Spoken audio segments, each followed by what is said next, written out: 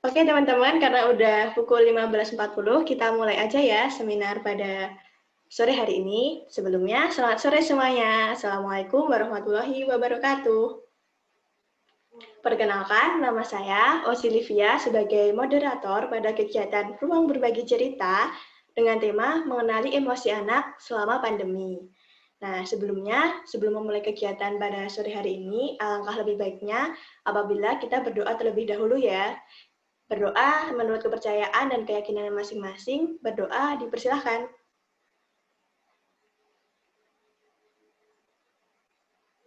Amin. Nah, oke. Selanjutnya di sini kami mau minta izin kepada teman-teman semua dan ke Kak Elizabeth bahwa kami akan merekam Zoom meeting pada sore hari ini. Begitu ya. Nah, oke. Selanjutnya di sini Kakak dan teman-teman penasaran nggak sih siapa sih yang ngadain Ruang Berbagi Cerita ini? Nah, Ruang Berbagi Cerita ini diadakan oleh Ruang Baca Dolphin, yang mana merupakan platform buatan mahasiswa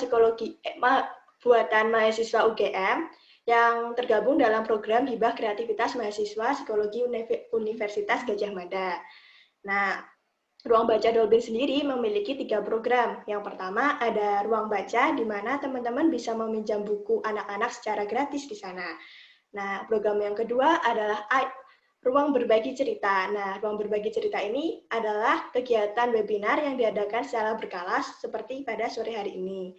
Nah, yang ketiga adalah Ruang Bercerita. Nah, Ruang Bercerita ini adalah sebuah kumpulan beberapa video mendongeng dari teman-teman kita yang nantinya akan diupload di YouTube dan Spotify Ruang Baca Dolphin. Nah, menarik kan program-program dari Ruang Baca Dolphin ini? Nah, ketika teman-teman masih kepo dengan Ruang Baca Dolphin ini, silahkan teman-teman bisa follow Instagram Ruang Baca Dolphin di @ruangbaca.dolphin. Nah, oke, sekarang kita langsung masuk aja ke acara utamanya, yaitu sesi materi oleh Kak Elizabeth Santoso, MPSI Psikolog. Nah, Kak Elizabeth Santoso ini merupakan psikolog anak dan juga seorang pendiri kupompong.id. Nah, Kak Elizabeth ini memiliki beberapa pengalaman pekerjaan sebagai dosen dan sebagai associate psychologist di Universitas Ciputra, terus menjadi psikolog klinik, psikolog anak di Kupompong dan di Blue Bridge, dan menjadi associate psikolog di Relief pada bulan Mei 2019 hingga Februari 2020. Nah, Kak Elizabeth ini juga menempuh pendidikan sarjana di Universitas Ciputra pada tahun 2012 hingga 2016 dan menempuh magister psikologi di Universitas Indonesia pada tahun 2016 dan sampai 2019. Nah, Kak Elizabeth juga memiliki beberapa pengalaman sebagai training facilitator dan mendapatkan sebuah penghargaan seperti yang tercantum dalam layar teman-teman semua. Oh ya, sebelumnya ada yang kelewat tadi. Jadi seharusnya saya membacakan tata tertib terlebih dahulu. Jadi, saya bacakan tata tertib webinar pada sore hari terlebih dahulu ya. Jadi yang tata tertib selama webinar berlangsung. Yang pertama, peserta wajib mengaktifkan mode mute selama webinar berlangsung. Yang kedua, peserta dapat mengaktifkan mode unmute ketika telah dipersilahkan oleh moderator. Yang ketiga, akan diadakan sesi tanya-jawab setelah sesi materi. Peserta yang ingin mengajukan pertanyaan harap menyiapkan diri, dengan dicatat jika perlu. Nomor 4, peserta bebas untuk mengaktifkan dan menonaktifkan kamera selama webinar berlangsung. Yang kelima, peserta harap mengaktifkan kamera pada sesi foto bersama di akhir acara. Nomor keenam, peserta wajib menjaga kekondusifan acara dan saling menghargai antar peserta, moderator, serta narasumber dengan menjaga tutur kata dan bersikap sopan. Nah, selanjutnya ada tata tertib selama sesi tanya-jawab. Yang pertama adalah peserta dapat bertanya dengan menuliskan pertanyaan Anda di kolom komentar. Berikut formatnya seperti nama, strip pertanyaan, seperti OSI, strip apa itu emosi, seperti itu. Yang kedua, peserta dapat mengajukan pertanyaan melalui suara setelah ditunjuk oleh moderator. Sebelum mengajukan pertanyaan, peserta memperkenalkan diri secara lisan dengan format yang sama seperti bertanya melalui kolom komentar. Nah, seperti itu teman-teman tata tertib pada webinar sore hari ini. Jadi, kita langsung aja masuk ke sesi utamanya, yaitu sesi materi kepada Kak Elizabeth. Saya persilahkan. Terima kasih Osi. Sama-sama. Dan teman-teman dari Dopin yang sudah mengundang. Halo semuanya, selamat sore. Perkenalkan, nama saya Elizabeth. Biasanya kalau praktek dipanggilnya Miss Elisa, tapi bebas mau dipanggil apa aja boleh gitu ya. Hari ini saya diajak oleh teman-teman dari Dolphin ya, dari UGM, untuk sharing gitu ya tentang bagaimana kita bisa mengenali dan menjaga emosi anak pada masa pandemi khususnya. Mengenali emosi anak itu aja udah suatu tantangan gitu ya, apalagi ditambah sekarang kondisinya itu sedang pandemi. Di Surabaya sendiri kami juga lagi dalam masa-masa yang cukup sulit karena di sini tingkat persebarannya cukup tinggi, perkantoran juga masih buka gitu ya. Anak-anak belum ada sama sekali yang sekolah. Dan kalau teman-teman di Yogyakarta mungkin juga kurang lebih mengalami hal yang sama ya, walaupun mungkin tidak separah di Surabaya ini. Dalam kesempatan sore hari ini, saya berharap semua yang hadir pada webinar kali ini dalam keadaan yang sehat, semuanya masih semangat gitu ya, dalam keadaan yang serba tidak ideal. Mari kita bersama-sama ya untuk saling mendukung dan juga saling belajar. Namanya aja kita manusia akan selalu diperhadapkan dengan situasi di mana kita harus beradaptasi. Dari sejak zamannya nenek moyang kita bahkan gitu ya, kita sudah ada banyak sekali tantangan yang harus kita adaptasikan termasuk pada hari ini. Di mana akhirnya kita harus kembali untuk mencari cara-cara yang terbaik untuk melanjutkan pekerjaan, kehidupan, bahkan pengasuhan anak dalam kondisi yang tidak ideal. Sore hari ini kita akan sharing-sharing. Biasanya sih saya kalau seminar itu manggilnya papah mamah gitu. Tapi karena saya nggak tahu ya background-nya di sini usia berapa aja. Jadi anggap aja kita semua seumuran gitu ya. Anggap aja kita semua seumuran lagi belajar bersama.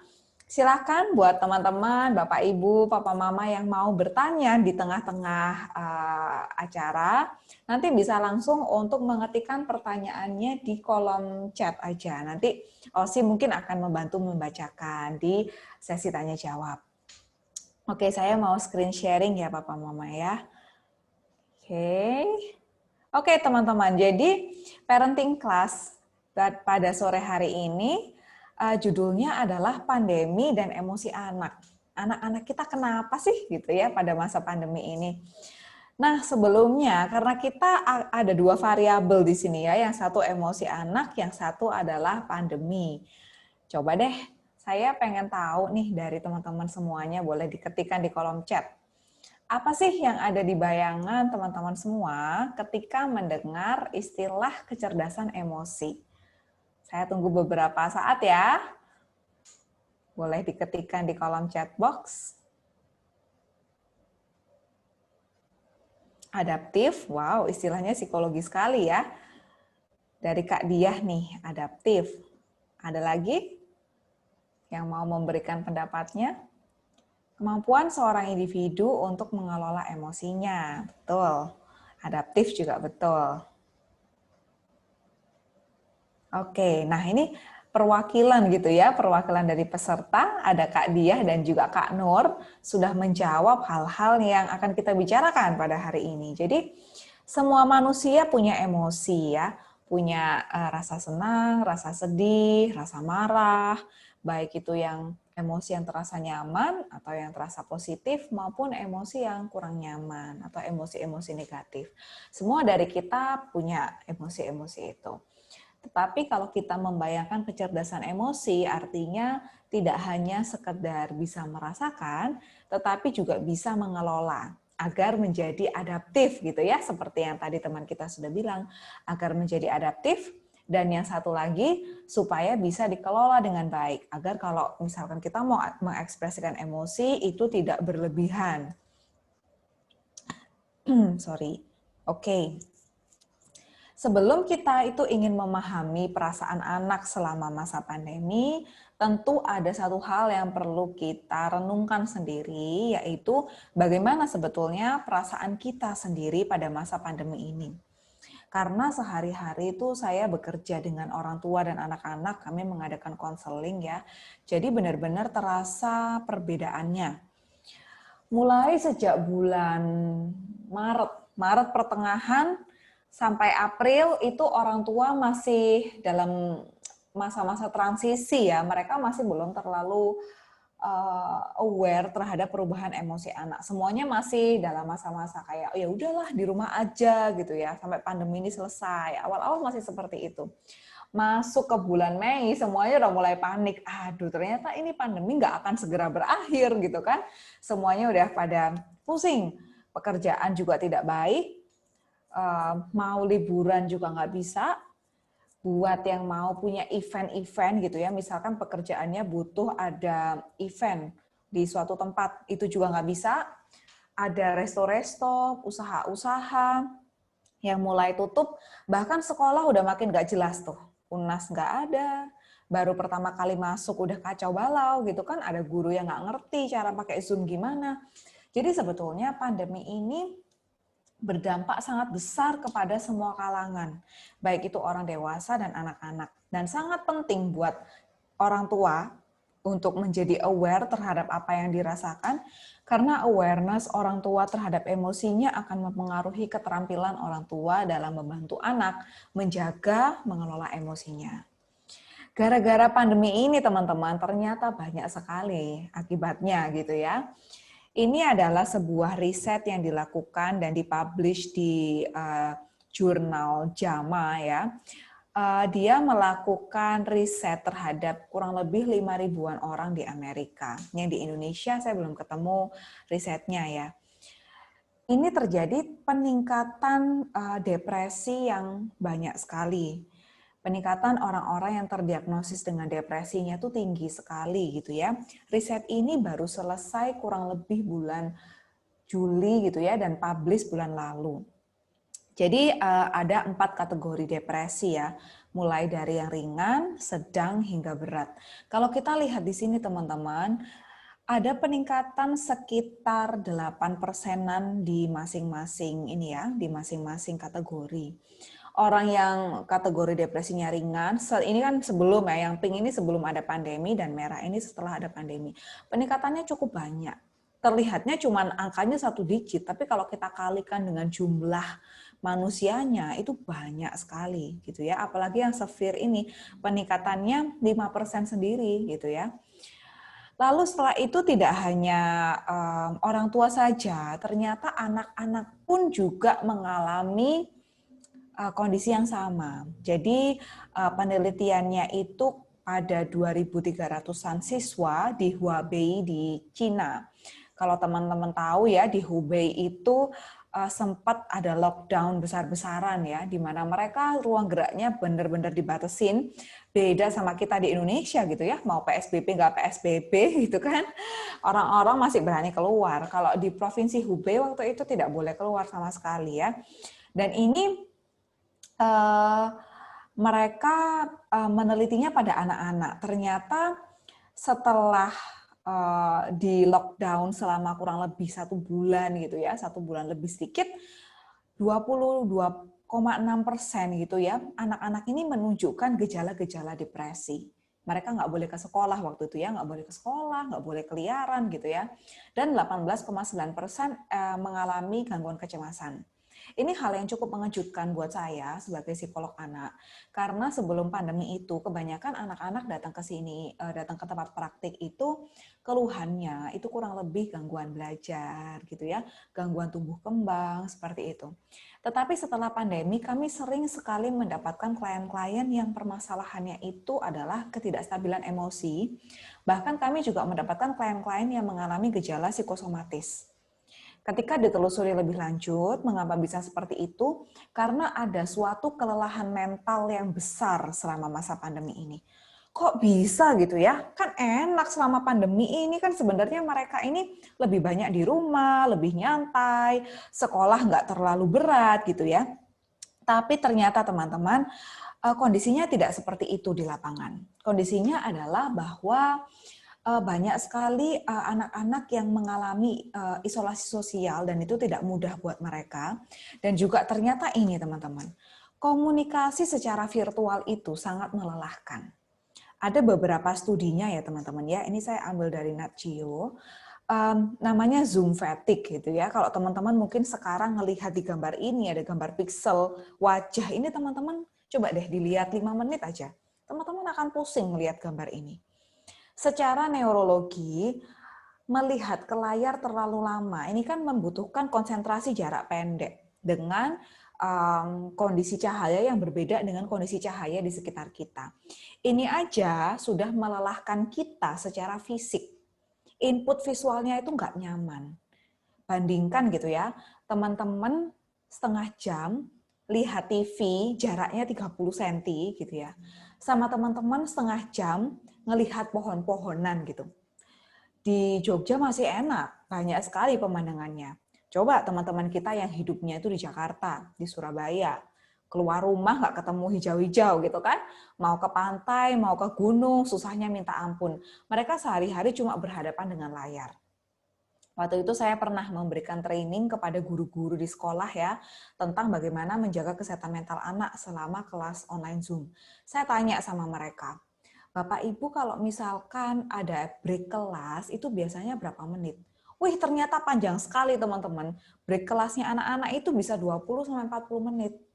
Terus saya minta mereka untuk melihat, Bapak Ibu guru tolong didata. Anak-anak itu kalau misalnya lagi break kelas itu ngapain sih? Ternyata sebagian besar dari anak-anak coba ngapain waktu break kelas? Kalau nggak main game, nonton TV, nonton YouTube.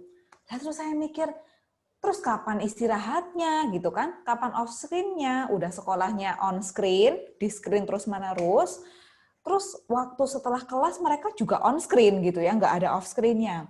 Karena memang itu adalah hiburan yang instan yang kita pikir otak kita akan merasa rileks ketika kita melihat tayangan gitu ya. Tetapi ternyata tidak, teman-teman. Dari penelitian-penelitian yang ada ini juga ya, jadi online communication itu more stressful. Karena seperti ini, kita tuh kan di bagian otak kita, di kepala kita itu kan ada bagian amigdala. Amigdala ini otak untuk pemahaman emosi gitu ya. Nah, untuk memahami emosi manusia ini kita membutuhkan membaca gestur tubuh. Waktu kita berkomunikasi dengan orang secara real, kita ketemu muka dengan muka, kita bisa melihat manusia itu secara utuh gitu ya. Gerakannya gimana gitu ya. Terus tangannya gimana, kakinya gimana, karena cara kita berdiri, cara kita duduk, cara kita jalan, itu sebetulnya menggambarkan pikiran kita dan perasaan kita. Sehingga kinerja otak kita dipermudah. Tetapi waktu anak-anak harus menonton Zoom gitu ya, pembelajaran kelasnya lewat Zoom, main sama teman lewat Zoom, bahkan istirahat kelas masih nge-Zoom. Mereka ada dalam posisi yang sangat sulit untuk menerka intensi orang ini apa, untuk membaca sinyal nonverbal orang itu apa. Seperti halnya teman-teman sekarang. Teman-teman kan nggak lihat saya ngapain, gitu kan. Teman-teman cuma lihat saya dari bahu ke atas, seolah-olah saya lagi tune in banget gitu ya sama kelas ini. Mungkin teman-teman nggak lihat, mungkin kaki saya sekarang naik 1 gitu ya. Mungkin saya pakai celana tidur dan memang iya gitu ya. Mungkin teman-teman juga pakai celana tidur. Itu kan nggak bisa dilihat. Sehingga amigdala kita kerjanya keras sekali. Kita harus melihat wajahnya orang tok dan harus memahami orang ini ngomong apa, kepengen apa gitu ya, komunikasinya fungsinya apa, itu sedang kita perhatikan benar-benar. Mungkin kita tidak menyadari, tetapi kita bisa sangat stressful, apalagi kalau meetingnya 5 jam berturut-turut. Seperti anak-anak yang kelas dari pagi sampai siang. Ini sangat melelahkan untuk otaknya anak-anak, teman-teman.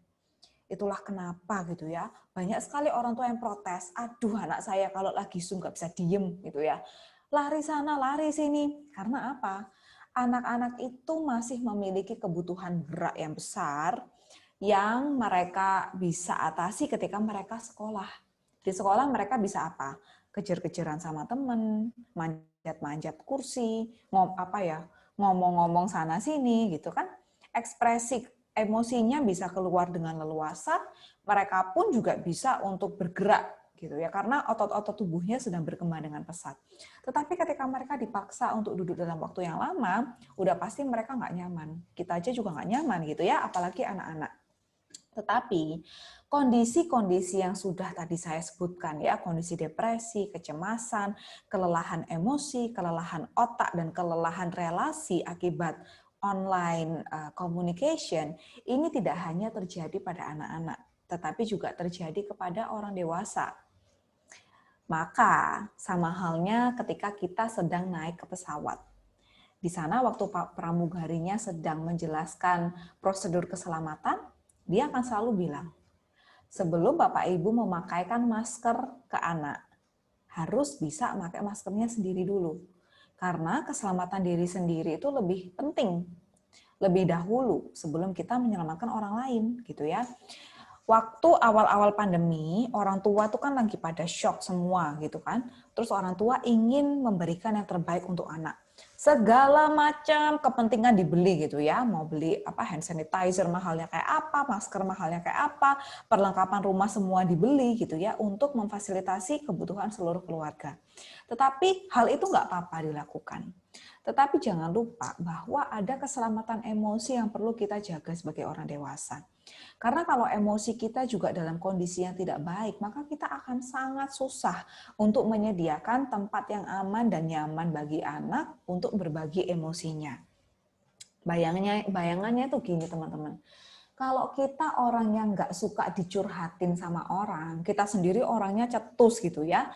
Kalau teman ngomong apa, kita jawabnya kayak, udahlah gitu aja bikin sedih. Nah itu kan orang curhat ke kita juga nggak enak.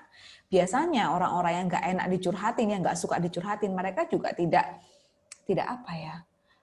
bisa benar-benar mengenal emosinya dengan baik. Sama halnya dengan ketika kita mengasuh anak, entah anak sendiri atau anak orang lain. Kalau kita nggak enjoy sama diri sendiri dan nggak enjoy sama emosi-emosi sendiri, maka kita akan sangat sulit berelasi sama mereka. Apalagi kalau pekerjaan kita dan kehidupan kita saat ini sedang mengalami berbagai jenis tantangan juga gara-gara pandemi.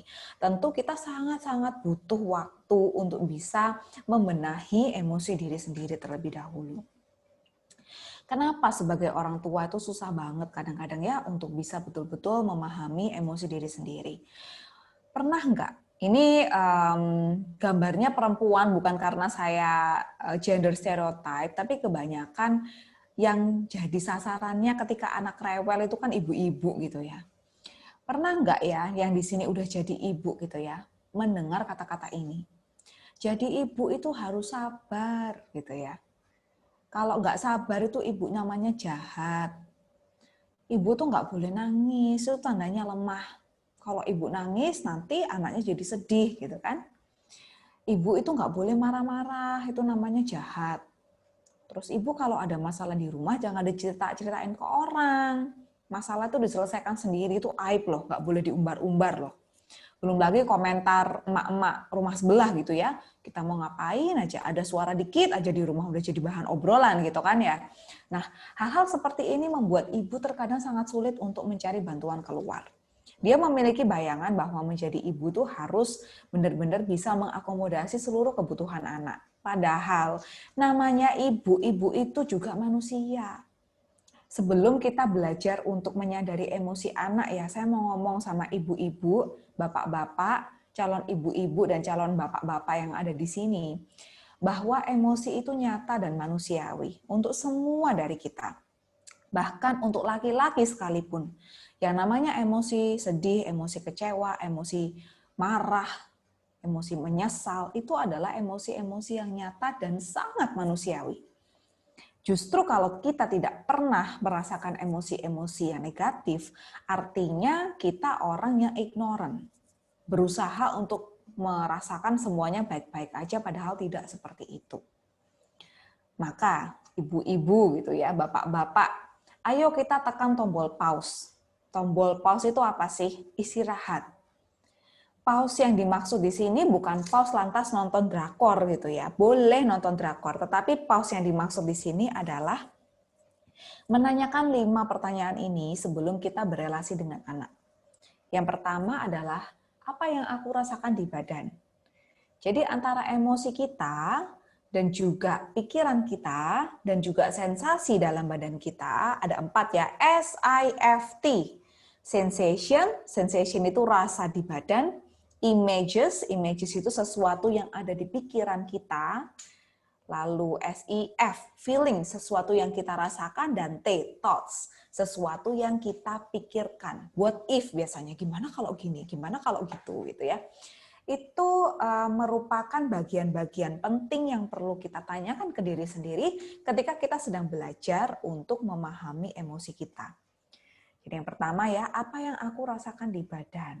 Yang kedua, apa yang aku pikirkan. Yang ketiga, apa yang aku bayangkan. Yang keempat, apa nama emosi ini? Emosi ini punya nama gitu ya, apa namanya? Dan yang kelima, apa yang sedang aku butuhkan? Kalau ibu-ibu terutama ya, karena beban pengasuhan biasanya di ibu-ibu, tapi nggak memungkiri juga bapak-bapak ada yang merasakan gitu ya. Saya malah justru apresiatif ketika ada bapak-bapak yang merasakan juga. Kadang-kadang ketika kita terus merasa nggak mood gitu ya, nggak mood di rumah, nggak mood ngurus anak gitu kan, rasanya kok kesel sama diri sendiri. Kita tuh seringkali menghakimi diri sendiri gitu ya. Gimana kita menghakiminya? Kita nanya kayak gini, apa sih yang salah sama aku? Ini yang atas, what is the matter with me? Kenapa aku ini seperti ini? Aku jadi orang tua kan harusnya nggak seperti itu sama anak. Ini kan sudah masuk judgment gitu ya. Penghakiman kepada diri sendiri. Waktu kita sedang merasakan emosi negatif, menghakimi diri sendiri itu nggak akan membuat kita menjadi lebih baik. Yang ada adalah membuat kita ingin menghukum diri sendiri karena merasakan emosi negatif.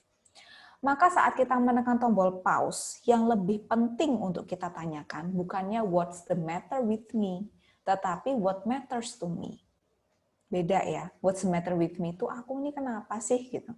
Kalau what matters to me, apa yang penting buat aku sekarang. Matters itu kan penting, apa yang bermakna, yang penting, yang sedang aku cari itu apa. Cara taunya gimana? Dengan merefleksikan hal-hal ini. Aku ini lagi ngerasa apa? Oh iya, badanku ini nggak enak gitu ya. Orang dari pagi aku belum makan misalnya. Orang dari pagi aku bangun langsung ngurusin anak-anak. Aku nggak sempat lari pagi, nggak sempat hirup udara segar. Pagi-pagi bawa pesing, bawa ompol anak, udah beres-beres. Ya pantas aja emosinya nggak enak gitu ya. Kalau kita sudah tahu bahwa badan kita merasa nggak enak, pikiran kita lagi perlu untuk istirahat, emosi ini lagi nggak enak, kita jadi tahu apa yang penting buat saya sekarang. Apakah saya perlu waktu rehat, saya perlu ngeteh dulu, mandi air panas, atau saya perlu kencan dengan Pak Miswa gitu ya, sebelum akhirnya menghadapi anak-anak. Mengambil waktu pause gitu ya. Pause itu artinya jeda selama 15 menit per hari, ternyata bisa membantu ibu untuk lebih siap available, tersedia buat anak. Ada di rumah sepanjang hari bukan berarti kita tuh sudah available buat anak. Ya Bapak Ibu ya, kita secara fisik ada di rumah, tetapi belum tentu kita berelasi, kedekatan emosinya itu ada dengan anak. Maka untuk kita benar-benar emotionally available, secara emosi hadir dengan anak, ini penting untuk kita juga menenangkan diri sendiri dulu. 15 menit untuk menanyakan hal-hal ini. Merefleksikan kembali dan mencari tahu apa yang sedang kita butuhkan pada saat itu. Baru setelah itu kita main lagi sama anak. Anakku nggak bisa ditinggal, Miss, gitu kan. Silahkan nanti kalau ada yang pertanyaan seputar itu ya. Nggak mau ditinggal. Nah, tinggal caranya kita untuk memberitahu anak seperti apa gitu ya. Kita bisa kasih jam gitu kan, bilang ini sekarang jam 1 gitu ya. Kita main dulu ya nak, sampai jangan lupa nyanyi di 6, terus mama mau tidur sebentar. Nanti adik main sama mbak gitu. Atau adik main sama Yangkung. Kita kasih tahu ke anak di sounding dari jauh-jauh waktu. Karena kalau anak lagi asik main sama kita, terus kita berhentiin, yang ada dia biasanya ngambek gitu ya. Jadi kita kasih mereka pemahaman. Oke, ini yang ditunggu-tunggu ya Papa Mama ya. Setelah kita membahas tentang bagaimana kita mewaraskan diri sendiri dahulu, nanti akan ada lagi, kita akan memasuki ke bagian kecerdasan emosi dulu. Karena anak yang cerdas secara emosi, mau dalam kondisi apapun gitu ya, tidak terpengaruh dengan hal-hal yang terjadi di sekitarnya. Kalaupun terpengaruh, dia harus tahu gitu cara menyelesaikannya, gitu kan ya Papa Mama ya. Jadi kecerdasan emosi ini dibagi menjadi dua. Tadi kan saya udah tanya di awal, apa yang dibayangkan ketika kita ngomong tentang kecerdasan emosi. Definisinya sendiri terbagi menjadi dua. Yang pertama adalah traits atau sifat, dan yang kedua adalah intelligence atau kecerdasan. Bedanya apa? Sifat itu sesuatu yang berubah-ubah gitu ya. Hari ini seseorang bisa manis gitu ya. Wah, besok bisa kasar, bisa misuh-misuh gitu ya. Itu adalah sifat. Sedangkan intelligence itu adalah kecerdasan, sesuatu yang cenderung tinggal dalam jangka waktu yang panjang. Nah, sifat ini berkaitan dengan pengalaman emosi, kepribadian, serta persepsi terhadap diri dan orang lain. Jadi kita bisa tahu anak cerdas emosi atau enggak itu kita lihat persepsinya seperti apa. Dia ini kalau misalkan ada orang yang jatuh gitu ya, dia punya welas asih kah? Dia tahukah kalau orang itu sedang merasa tidak enak gitu kan? Itu kan terkait persepsi orang lain gitu ya. Dia ngertikah orang itu sakit? Ada temen beli es krimnya jatuh gitu kan. Anak ngertikah kalau hal seperti itu membuat orang merasa sedih? Nah, ini berkaitan dengan pengalaman emosi anak, pemahamannya gitu ya. Tetapi kalau intelligence, kecerdasan, ini berkaitan dengan kemampuan merespon sesuai dengan konteks. Dia ngerti gitu ya, kalau temen es krimnya jatuh itu bikin dia sedih. Terus kita masuk ke intelligence, dia ngerti nggak harus ngapain gitu kan. Udah ada peristiwanya nih. Sekarang COVID, nggak bisa ketemu temen. Sedih dong, ya dia aware, sedih gitu kan. Punya persepsi terhadap diri secara akurat. Oh, aku sedih loh nggak bisa ketemu teman. Tapi terus intelligence-nya jalan nggak gitu. Ngerti nggak dia apa yang mesti dilakukan gitu ya. Kalau sedih doang mah, ya semua orang bisa gitu kan. Tetapi ngerti nggak dia apa yang mesti dilakukan. Ada beberapa anak yang cukup baik. Kemarin di klinik sempat kita mengadakan kelas online tentang kecerdasan emosi untuk anak-anak. Ada yang lucu anak-anak itu, kita tanya, kamu kalau misalkan ada teman lagi takut di tempat gelap gitu kan, kamu ngapain gitu. Ini anak umur 4 tahun ya, dia bilang, aku bikinin susu di botol, terus aku kasih susunya, terus aku temenin bobok. Nah, mungkin dia ngerti kayak gitu karena dia lihat adiknya kali ya, karena dia punya adik, terus mungkin sama ibunya pernah disuruh ya untuk bikinin adiknya susu. Hal-hal seperti ini menggambarkan bahwa anak ini memiliki kemampuan merespon masalah sosial sesuai dengan konteks. Artinya cerdas, tahu secara emosinya gitu ya, kalau ada suatu permasalahan sosial, apa yang bisa dilakukan. Dari dua hal ini, kalau kita pengen lihat, kalau teman-teman pengen, mungkin ada yang mahasiswa di sini pengen mengembangkan alat ukur kecerdasan emosi, ada beberapa indikatornya teman-teman mengenai kecerdasan emosi. Terlihat dari hal-hal ini ya. Yang pertama adalah adaptasi dengan orang dan lingkungan baru. Dia kalau misalkan mau masuk ke lingkungan baru tuh ngerti nggak sih kondisinya gitu kan. Ada anak yang ya gampang-gampang aja ke sekolah baru itu langsung lepas, tapi nggak ngerti gitu kan. Bahwa masuk ke sekolah baru tuh mereka ketemu dengan stranger, ya ketemu dengan orang asing, mereka bakal dikasih tugas yang mereka sendiri belum ngerti, itu nggak ngerti. Nah, anak yang nggak ada takutnya sama sekali itu juga pertanyaan gitu ya. Tetapi anak yang bisa bilang, aduh masuk sekolah baru tuh kayaknya sulit ya. Tapi mereka di samping mereka bisa memahami emosi yang tidak enak, mereka masih bisa beradaptasi gitu, tetap bisa melakukan. Artinya anak ini cerdas secara emosi. Itu yang pertama. Yang kedua, bisa mengungkapkan pengalaman emosi diri sendiri. Bisa ngomong dia tuh lagi merasa apa. Kan ada tuh teman-teman, nih juga coba dilihat temannya ya.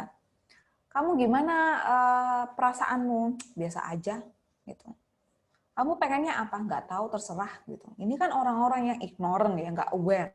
Nah, anak-anak aja kalau yang cerdas secara emosi gitu ya, mereka ini sadar terhadap emosinya, bisa bilang, I'm happy gitu ya, aku senang. Misalnya papanya pulang bawain dia bola gitu kan, bola baru. Waduh, makasih papa, aku senang gitu. Nah, itu artinya anak ini ngerti, bisa mengungkapkan pengalaman emosi. Nggak mungkin loh teman-teman tanya coba ke adiknya yang umur 3 tahun, gimana kamu perasaannya? Terus dia bilang biasa aja. Karena biasa aja itu bukan emosi ya, kita pasti merasakan banyak sekali emosi gitu kan. Lalu yang ketiga adalah memahami ekspresi emosi diri sendiri. Jadi kalau lagi nangis artinya lagi sedih gitu kan. Tertawa artinya lagi senang. Itu mereka bisa mengungkapkan. Itu artinya dia paham ekspresi emosi dia ini artinya apa, maknanya apa. Coba teman-teman lihat, ada anak yang kalau nangis susah banget dihentiin gitu. Nangis terus. Nah, itu mungkin dia nggak ngerti. Kalau nangis itu sedih gitu kan. Kalau misalkan dia nangis yang berhenti berarti dia bisa tenang lagi. Mungkin dia belum sampai ke sana. Jadi kalau ada satu emosi yang kuat yang dia rasakan langsung dikeluarin semua. Yang keempat, bisa menakar intensitas emosi diri sendiri. Jadi emosi itu nggak cuma senang dan marah gitu kan. Tapi emosi itu ada range-nya. Ada rasa kesal, ada rasa marah, ada rasa kecewa. Nah, ini kan banyak. Anak-anak yang cerdas secara emosi bisa menakar. Jadi yang aku rasakan ini marah biasa, kesel-kesel doang, atau marah yang hebat. Nah, itu dia bisa menakar. Lalu regulasi atau mengontrol emosi. Tahu apa yang dilakukan ketika merasakan emosi tertentu. Kalau lagi sedih, ini ya tadi memahami ekspresi, contohnya adalah anaknya nangis-nangis gitu ya. Tapi anak yang bisa mengontrol emosi, dia ngerti gitu kan. Kalau aku sedih, aku bisa cerita sama mama, itu bisa bikin aku happy lagi gitu misalnya. Lalu bisa menahan impuls dan keinginan sesaat. Kalau pengen sesuatu nggak harus diturutin saat itu juga, gitu ya. Tetapi masih bisa menunggu, masih bisa ya udah kalau besok ya udah nggak apa-apa gitu. Tapi di sisi lain, kalau justru nggak punya keinginan sama sekali sampai nggak bisa memilih mainan yang mana, nggak tahu. Mau makan apa, terserah. Itu juga tanda tanya ya, yang artinya harus seimbang. Menjalin hubungan dengan teman sebaya gitu ya, pengen main sama teman. Kalau main sama teman pengen membuat temannya happy. Itu namanya anak yang cerdas. Dan yang terakhir, kepercayaan dan motivasi diri. Punya kepercayaan diri. Aku ini anak yang baik, punya berbagai macam hal baik. 8 indikator ini menggambarkan anak-anak yang cerdas secara emosi. Apa sih yang mempengaruhi penghayatan anak terhadap emosinya gitu ya? Yang pertama adalah rasa aman. Kalau kita melihat anak-anak yang tidak pernah menangis di rumahnya, di rumah itu rasanya senang aja. Justru kita perlu bertanya-tanya, anak ini merasa aman nggak sih terkait hubungan dia dengan orang tuanya? Kenapa kok nggak mau nangis waktu di rumah, tapi waktu di sekolah misalnya nangis-nangis gitu. Apakah dia di rumah merasa tidak diterima, emosi negatifnya? Itu bisa jadi teman-teman. Lalu yang kedua, intensitas. Seberapa sering sih orang tua itu melakukan interaksi yang padat emosi bersama dengan anak? Jadi kita ini kan berinteraksi nih ya sama anak ya. Apalagi di masa pandemi begini kan kita banyak memiliki waktu untuk bersama dengan anak. Nah, tetapi ketika kita berinteraksi dengan anak, itu yang kita obrolin itu apa gitu kan? Apakah kita cuma nanya begini, kamu tugas sekolah gimana? Bisa enggak? Ulangannya bisa enggak? Ini adalah pertanyaan-pertanyaan yang tidak padat emosi. Padat emosi itu artinya kita membahas kita membahas perasaan anak. Boleh kok kita bertanya tentang keseharian anak, prestasi belajar anak, tetapi ada hal penting juga yang tidak boleh terlewatkan, yaitu ngobrol tentang emosi-emosi anak. Jadi tanya ke anak gitu kan, Dek, hari ini sekolahnya apa yang paling bikin senang? Gitu. Apa yang paling bikin kesel? Teman kamu yang ini tadi ngeselin nggak? Gitu. Nah, hal-hal seperti ini mendorong anak untuk menyadari bahwa kalau dia merasakan emosi negatif, itu tidak apa-apa. Itu tidak lantas mendatangkan hukuman bagi dirinya sendiri. Dengan pembahasan emosi, baik emosi positif maupun negatif yang intensitasnya besar, anak akan merasa aman, diterima. Kenapa sih anak-anak tertutup, nggak mau cerita kalau ada emosi negatif? Gimana kamu perasaannya waktu COVID? Ada loh anak-anak yang bisa bilang, ini kangen sama teman-temannya, aku sedih karena nggak bisa ketemu teman-teman. Kenapa dia berani mengakui bahwa dirinya sedih? Karena dia punya rasa aman. Dia berpikir kalau aku ngomong ke mamahku waktu kalau aku sedih, kalau aku kecewa, aku marah, mamahku nggak akan menghukum aku. Tapi ada juga anak-anak yang justru takut gitu kan. Gimana tadi sekolahnya? Baik. Apa kabar? Baik. Semua-semuanya baik, padahal nggak baik. Karena apa? Mungkin dia ini pernah waktu lagi nangis gitu ya, nangis karena sedih, lalu orang tua memarahi. Bilangnya apa? Nggak usah nangis, gitu kan? Anak besar nggak usah nangis, namanya cengeng. Menghukum anak karena emosinya, ini membuat anak merasa tidak aman untuk mengekspresikan diri. Maka diperlukan rasa aman dan intensitas pembahasan emosi. Dan yang ketiga adalah acceptance, penerimaan. Seberapa jauh sih kita menerima ekspresi emosi anak gitu ya? Kalau anak misalnya lagi seneng, apakah kita mau menikmati kesenangan bersama dengan dia? Kalau anak kita lagi sedih, apakah kita mau duduk bersama anak dan membahas emosinya? Atau kita sendiri merupakan orang tua yang tidak nyaman dengan emosi kita?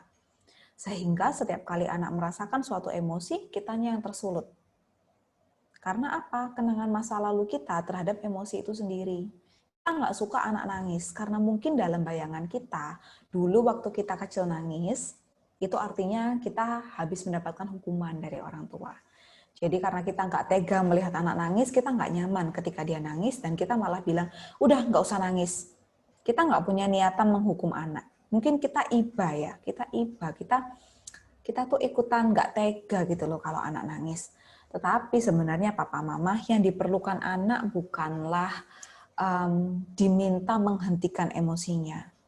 Karena menghentikan emosi anak itu tidak semerta-merta membuat masalah emosinya selesai. Tetapi perlu ada penerimaan dulu. Sedih ya kak ya, ulang tahun teman-teman nggak bisa datang ke rumah. Nah ini kan acceptance, kita menerima perasaan sedihnya. Dengan begitu, anak merasa, oh ternyata ekspresi emosiku ini bermakna buat orang tuaku. Oh ternyata papa mamaku ini ngerti kalau aku merasakan sesuatu. Dan yang keempat, training. Dari tadi kan kita ngomong emosi itu diterima, emosi itu harus apa ya? Anak kalau misalkan kita mau anak terbuka, anak harus merasa aman. Kan berarti semua emosi diterima kan nggak betul juga, Miss, gitu kan. Anak-anak kan bisa juga kayak marah-marah doang padahal nggak ada apa-apa. Betul. Oleh karena itu yang keempat ini juga penting, yaitu training. Seberapa sering kita melatih anak untuk mengembangkan dan mengelola emosinya gitu. Setelah kita menerima emosi dia, bukan berarti perilakunya kita biarin. Emosi kita terima. Tetapi yang namanya perilaku sangat boleh kita koreksi. Oke, anak itu sedang sedih. Sedih itu nyata ya. Perasaan itu nyata dan betul adanya. Tetapi kalau terus anak terlalu terpaku pada perasaannya sendiri dan tidak bisa adaptif dalam mengelola, maka sudah selayaknya kita memberikan training gitu ya. Hayo dek, kamu kalau misalnya teriak-teriak seperti itu kan telinganya semua orang sakit. Papa sendiri juga jadi nggak ngerti kamu maunya apa gitu kan. Jadi dikoreksi tetap. Tetapi training yang tanpa disertai dengan penerimaan juga membuat anak merasa tidak diterima. Jadi keempat-empatnya ini jalan bersamaan. Kenapa Miss anak itu kalau dilatih malah nangisnya makin keras gitu kan? Ya jangan-jangan dia selama ini memang tidak terlalu bisa menunjukkan emosinya. Jadi begitu dia sudah menunjukkan emosinya itu langsung kuat banget dan sulit untuk dihentikan. Dan dia belajar bahwa justru dengan menunjukkan emosi yang negatif, dia justru mendapatkan keamanan.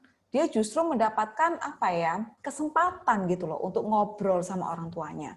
Karena mungkin ketika emosi negatifnya sedang tidak muncul, orang tua ini nggak available buat anak gitu kan, sibuk masing-masing. Tetapi ketika emosinya menguat, orang tua justru ada buat dia. Maka anak belajar, oh ternyata dengan aku ngamuk-ngamuk, papa mamaku malah ada. Maka keempat hal ini tidak bisa ada satu yang kita tidak tiadakan. Empat-empatnya harus jalan bersamaan. Sehingga walaupun emosi anak diterima dan diakui, anak tetap mendapatkan training yang intensif untuk mengembangkan kemampuan pengelolaan emosinya. Ada beberapa tipe orang tua dalam menghadapi emosi anak ya teman-teman ya. Kita coba cek gitu kan diri kita termasuk tipe yang mana. Yang pertama ada dismissing parents. Dismiss itu kan mengabaikan gitu ya. Seperti apakah orang-orang ini? Mereka adalah orang-orang tua yang menganggap bahwa emosi anak itu nggak penting. Halah gitu aja nangis gitu kan. Belum tahu nanti kalau udah kerja gimana. Padahal namanya anak-anak gitu kan, hal kecil yang terjadi juga menurut mereka udah besar gitu ya. Orang-orang yang membesarkan anak dengan pola asuh dismissing parents itu menganggap bahwa ekspresi emosi anak itu nggak penting, kecil gitu, kecil, hal kecil aja nggak usah ditangisin. Sehingga kerap mengabaikan atau mendistraksi supaya luapan emosi tidak berkepanjangan. Kalau marah, aduh udahlah nggak usah marah gitu ya. Sini-sini main yang lain. Langsung dialihkan tanpa diajak untuk memproses kemarahannya. Itu dismissing. Biasanya orang tua menjadi dismissive karena pengen masalahnya itu cepat-cepat kelar, nangisnya cepat-cepat berhenti gitu ya. Jadi tanpa diproses, udahlah yang penting nggak nangis, nggak rewel, damai. Padahal mungkin ada sisa-sisa emosi yang tersimpan. Lalu yang kedua, disapproving parents, menganggap emosi negatif sebagai sebuah kesalahan. Nangis itu artinya cengeng gitu kan. Anak cowok nggak boleh nangis. Kalau nangis tuh nanti nggak punya temen misalnya. Karena menganggap emosi negatif sebagai sebuah kesalahan, maka mereka percaya emosi negatif tuh harus dihilangkan, biasanya dengan hukuman gitu kan. Terus gitu ya, orang tua kalau lagi ngamuk sama anaknya kan malah ini ya, terus nangis terus aja, nanti mama tinggal kayak gitu kan. Tak panggilin Pak Satpam loh ya. Nah ini kan menakut-nakuti anak atas ekspresi emosinya gitu, bayangin ya. Anak ini lagi cemas, dia menangis, malah mau dipanggilin satpam. Kira-kira semakin cemas atau semakin nggak cemas? Pasti semakin cemas gitu ya, udah masalah emosinya nggak kelar, belum terbahas, malah mau dipanggilin seseorang otoritas yang bisa memberikan hukuman pada dia. Biasanya anak-anak yang dididik secara, oh I'm sorry, anak-anak yang dididik dengan pola asuh dismissing dan juga disapproving ini akan menjadi anak yang apa teman-teman? Cari perhatian gitu ya, caper. Karena mereka di rumah terbiasa untuk ditolak emosinya, direndahkan perasaannya, sehingga ketika mereka ada di luar sana nanti, kalau diperhatiin sama orang, senengnya minta ampun. Akhirnya apa? Kalau masih kecil, masih sekolah bisa jadi cari gara-gara. Daripada gurunya nggak ngeliat dia, mendingan dia dapat perhatian yang negatif gitu kan, jawil-jawil teman sampai dipanggil namanya gitu kan, Markus gitu. Iya, nanti dia jawil-jawil lagi temannya, Markus, malah seneng gitu kan dipanggil terus soalnya namanya. Karena di rumah tidak terbiasa untuk diterima. Lalu yang ketiga adalah ekstrim yang lain, ya ini laissez-faire parents ya. Di mana orang tua ini menerima seluruh emosi anak, tetapi tidak ada pengasuhan yang pas, tidak dididik untuk mencari penyelesaian yang tepat. Iya, memang diterima gitu ya. Oh, sedih ya nak ya, gitu ya. Aduh nak, pensilnya hilang, sedih ya. Tetapi diterima tok gitu ya. Tidak dididik anak ini untuk mencari penyelesaian yang tepat. Ini juga kurang baik, teman-teman. Akhirnya anak merasa boleh merasakan semua emosi, tapi aku nggak mau menyelesaikan, gitu kan. Pernah nggak lihat anak dibully, orang tuanya yang maju ke sekolah? Iya, kalau anaknya kelas 1 sampai 3 nggak apa-apa. Nah, kalau anaknya SMP masa kayak gitu. Nah, maka boleh emosi itu diterima, tapi anak tetap butuh dilatih. Dilatih supaya apa? Bisa mencari penyelesaian gitu. Sedih karena sekarang nggak bisa ketemu teman gara-gara pandemi. Sedih karena ngamuk gitu ya, karena ulangannya nggak bisa karena online dibatasin waktu. Oke, sedih is true, real, nyata dan benar. Oke, kamu merasa sedih, merasa marah karena kamu punya ambisi kan gitu. Punya ambisi untuk menyelesaikan, akhirnya kamu merasakan kemarahan ketika nggak bisa menyelesaikan. Tapi nak, kamu kalau marah-marah begini, apakah kelasmu bisa jadi offline? Enggak juga, ya kan? Apakah terus temanmu jadi enggak bully kamu? Enggak juga. Apakah terus tugas kamu selesai dengan baik? Ya enggak juga gitu kan. Akhirnya dari kita mengulik-ngulik pemahaman anak, kita bisa mengajak anak untuk emotion coaching. Ini yang keempat ya. Jadi menerima emosi anak. Emosi negatif tidak dihukum, tetapi dijadikan kesempatan untuk pembelajaran bagi anak. Tetapi juga melatih anak untuk menghadapi gejolak emosi di dalam diri. Temennya bully, oke kamu sedih. Tapi nak, papa sama mama ini tidak selamanya sama kamu. Bahkan papa dan mama ini tidak ikut sekolah sama kamu. Sekarang yuk kita ngobrolin. Kamu bisa melakukan apa untuk teman-teman yang membuli kamu? Itu di coach gitu ya. Jadi anak diajak berpikir bagaimana menyelesaikan emosinya. Termasuk ketika sekarang pandemi, nggak bisa ke rumah teman. Ayo kita pikirin. Selama kamu nggak bisa ke rumah teman ini, apa yang masih bisa kamu lakukan gitu ya? Apakah kamu pengen membuat teman kamu senang? Apakah kita bisa kirimkan GoFood ke rumahnya, lalu di video minta mamanya ngevideoin terus kirim ke kita? Atau mungkin kita Zoom bareng teman-teman. Jadi kita sediakan opsi-opsi yang banyak supaya anak itu berpikir, kira-kira mana yang bisa ia gunakan untuk mengatasi kesedihannya. Terus, ini kita khusus membahas saat pandemi gitu ya. Di balik perubahan perilaku anak di masa pandemi, yang tadi di awal, anak yang jadi cemas, anak yang jadi depres, anak yang jadi burnout sama sekolahnya, marahan gitu ya, dikit-dikit ngamuk, koneksinya rusak ngamuk gitu kan, banyak hal yang membuat mereka ngamuk. Sebenarnya apa yang terjadi teman-teman? Ini grafik eustress dan distress yang sangat populer gitu ya teman-teman ya. Kalau teman-teman lihat di sini ada grafik ke atas dan grafik menyamping. Grafik ke atas ini adalah efisiensi perilaku, dan grafik menyamping ini adalah stimulasi atau motivasi, yakni sesuatu yang menggerakkan. Di masa pandemi ini kalau teman-teman lihat, aktivitas anak itu langsung berkurang secara drastis, ya. Terutama anak-anak di kota besar yang terbiasa kalau pulang sekolah itu banyak kegiatannya.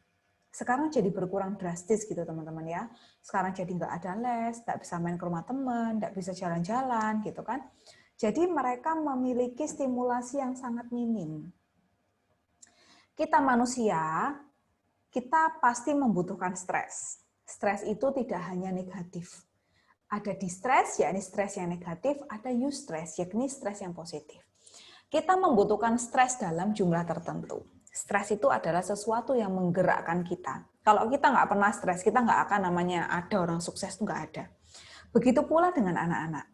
Ketika anak-anak ini stimulasi yang dia dapatkan sehari-hari terlalu rendah, dia cuma duduk di depan laptop sepanjang hari, tidak ada kebutuhan bermain, beraktivitas, berinteraksi, maka yang terjadi adalah perilakunya tidak efektif, turun, nggak ngapa-ngapain, nggak merasa menjadi anak yang mampu dan bisa. Akhirnya apa teman-teman? Terjadi 4 hal ini. Yang pertama, kemampuan fokusnya terganggu. Makanya kalau kelas nggak bisa fokus. Karena apa? Lah kalau kelas biasa loh, bisa lari-lari, olahraga, ayo tangannya diangkat gitu kan. Sekarang siapa yang mau seperti itu? Nggak ada. Makanya fokus anak jadi terganggu, badannya nggak enak, suruh duduk terus gitu ya. Yang kedua boredom, kebosanan. Bosan banget. Hari ini Zoom, besok Zoom, terus kerja PR, nggak ada main, nggak ada renang gitu kan. Confusion, jadi bingung. Aku ini mau ngapain ya hari ini ya? Mau main game mataku sakit, mau baca komik dimarahin mama, mau main di luar yang nggak boleh gitu kan, jadi bingung. Dan apati, menarik diri dari lingkungan sosial. Hal-hal ini membuat anak merasa distres teman-teman. Di sisi lain, kalau misalkan tekanannya berlebihan, misalkan dalam kondisi pandemi, oh ternyata PR-nya banyak banget dari sekolah gitu ya.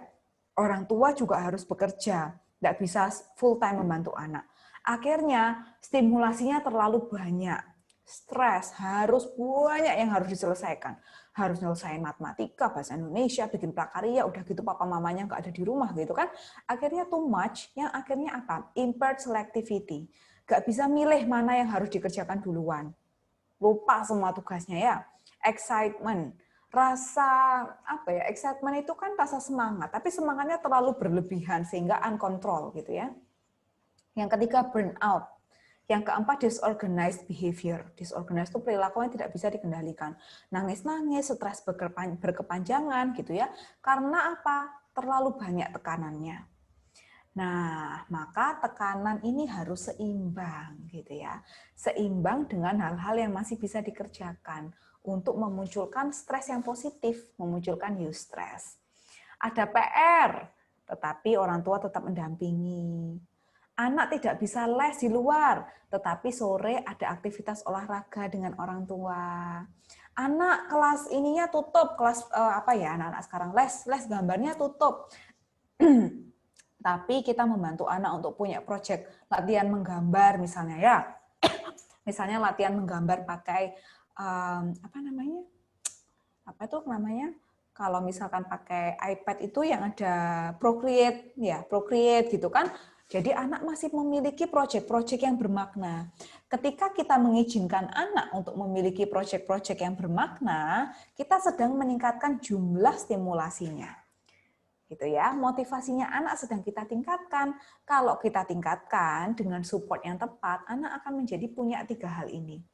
Fokusnya bagus lagi, bisa memperhatikan emotional balance. Tadi kita dari tadi ngomongin emosi ya. Emotional balance itu akan susah tercipta kalau anak itu terlalu sedikit aktivitasnya atau terlalu banyak. Tapi kalau seimbang, hari ini jelas dia mau ngapain, maka emosinya juga akan lebih stabil. Dan yang ketiga, rational thinking, bisa berpikir rasional. Mau es krim gitu kan? Tidak bisa nak gitu ya. Sekarang kan kamu lagi nggak enak badannya, atau kamu belum makan. Kalau makan es krim kan nanti kamu nggak muat itu perutnya buat makan makanan yang bergizi. Kalau anak yang irasional kan nggak mau dibilang kayak gitu. Pokoknya, wah repot kalau anak sudah pokoknya ya. Pokoknya aku tetap mau es krim, nah itu agak repot.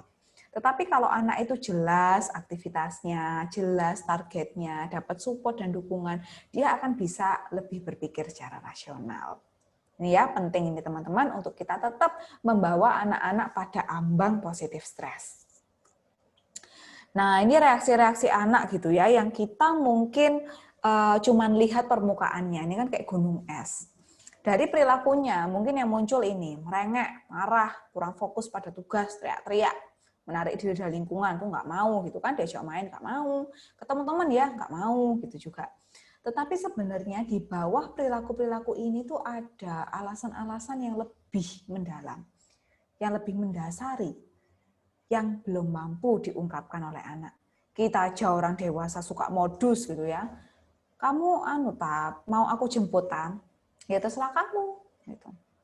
Loh nggak apa-apa, aku jemput aja nggak usah, padahal pengen gitu kan, nggak usah. Tapi pas malam ngambek, telepon nggak diangkat, chat nggak dibalas, loh kamu kenapa tadi gitu kan. Itu aja kita susah mau ngomong, apalagi anak. Mana ada anak umur 3 tahun bilang sama mamahnya, Mami aku kesepian main sama aku yuk, nggak ada. Yang dia lakukan apa? Teriak-teriak gitu kan, loncat-loncat, teriak-teriak. Padahal sebenarnya dia pengen minta untuk ditemani. Tapi dia belum bisa bilang perasaannya. Tidak nyaman dengan perubahan gitu ya. Dulu sekolah pagi-pagi, sekarang nggak sekolah. Ini kan anak-anak susah mau protes. Karena perkembangan bahasanya juga tidak sebaik kita orang dewasa. Maka ya udah protes-protes sana sininya dengan apa? Dengan marah-marah kalau Zoom gitu kan nggak mau masuk ke Zoom. Itu sebenarnya karena ini dia nggak nyaman, sedih, butuh perhatian, butuh diajak bicara. Sebetulnya ini yang terjadi. Tapi keluarnya adalah dari perilakunya. Lah terus gimana? Saya kan bukan ahli membaca pikiran anak gitu ya. Maka ada 2 hal ini. Kalau misalkan teman-teman suka membaca buku pengasuhan, ada buku namanya Mindsight, karya Dan Siegel ya. Daniel Siegel ini bilang bahwa anak-anak dan juga kita orang dewasa itu memiliki kemampuan berpikir yang berbeda, dibedakan jadi di otak kita ya. Ada bagian yang lebih mengatur emosi, ada bagian yang lebih mengatur rasio. Ketika anak itu sedang marah, bagian rasionya kan terhambat. Anak kalau marah dan langsung kita arahkan, misalkan dia ini kesepian terus narik-narik kita buat main, dan langsung kita redirect, langsung kita benerin kayak, jangan tarik-tarik mama toh, mama ini masih kerja. Itu anak akan menjadi semakin marah. Karena yang aktif pada saat itu adalah otak emosinya. Maka kita connect dulu dong ke anak.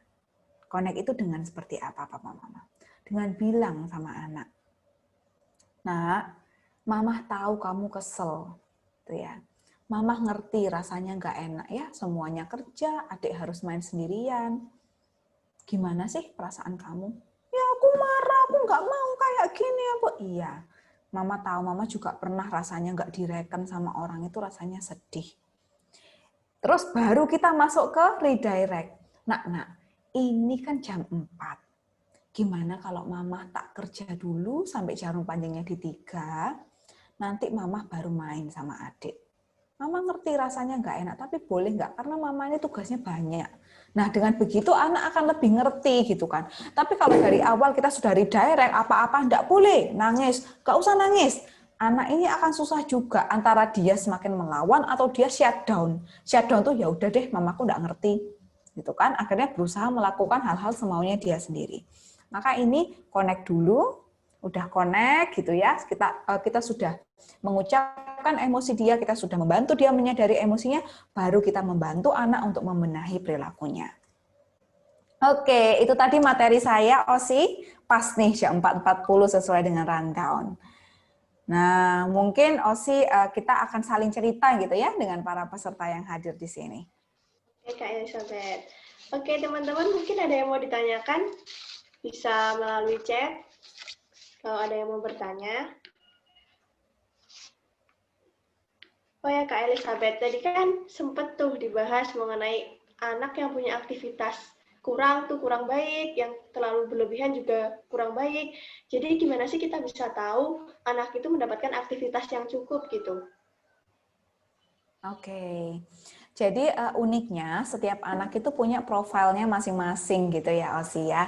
Jadi profil anak itu juga berkaitan dengan tingkat energi anak. Tentunya setiap anak itu berbeda-beda. Kita aja orang dewasa itu berbeda-beda gitu ya. Kita bisa lihat dari sebelum pandemi. Sebelum pandemi anak itu terbiasa dengan aktivitas seberapa banyak gitu.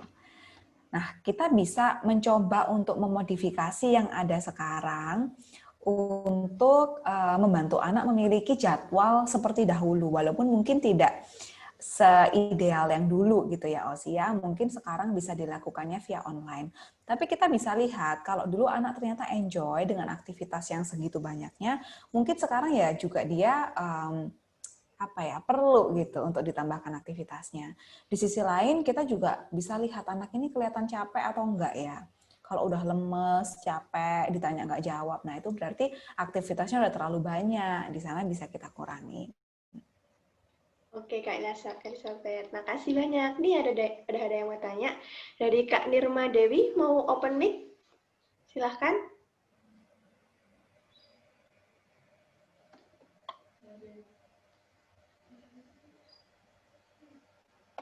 Halo, Kak Nirma Dewi.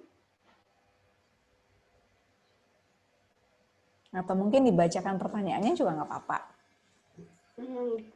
Oke, kita lanjut ke pertanyaan selanjutnya dulu ya. Dari Kak Pajrin, bagaimana cara mengatasi jika ibu membiarkan anak bermain hingga melukai teman sebayanya? Seperti itu, Kak. Oke, nah ini pertanyaannya, apakah ibunya itu membiarkan anaknya melukai temannya atau sebenarnya waktu tidak diawasi terus temannya jadi terluka gitu kan ya? Nah ini juga bergantung pada usianya berapa tahun gitu. Jadi mulai sekitar usia 2 tahun, anak itu udah bisa bertindak agresi gitu ya. Dia udah ngerti bahwa tindakan agresi itu adalah salah satu cara ketika dia itu nggak bisa peka terhadap emosinya. Tentu kalau udah melukai teman sebaya itu kan kita sendiri juga khawatir gitu ya.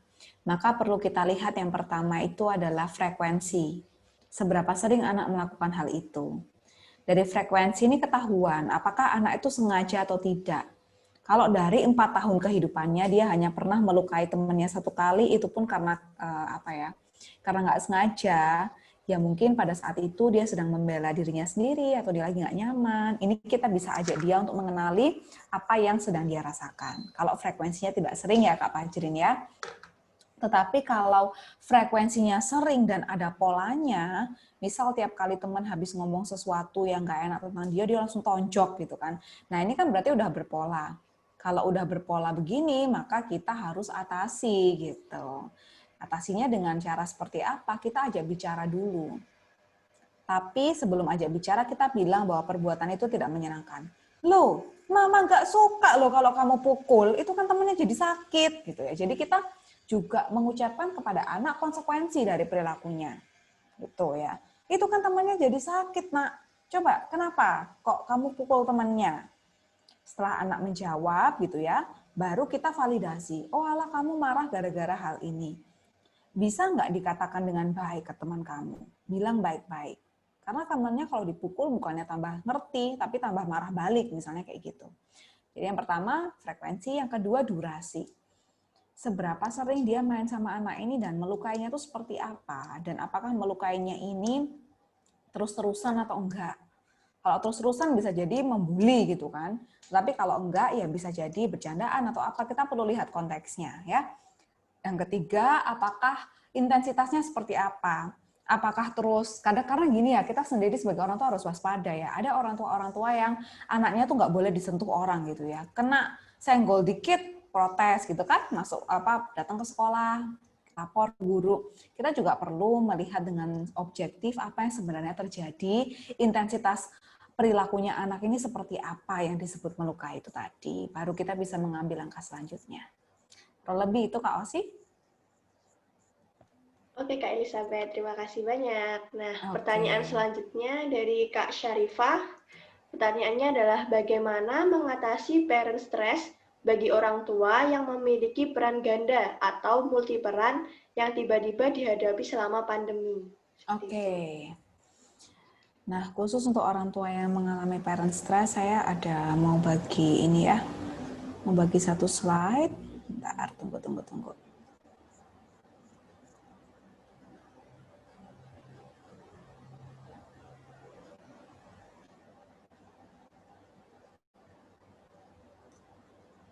Oke, saya share screen lagi ya.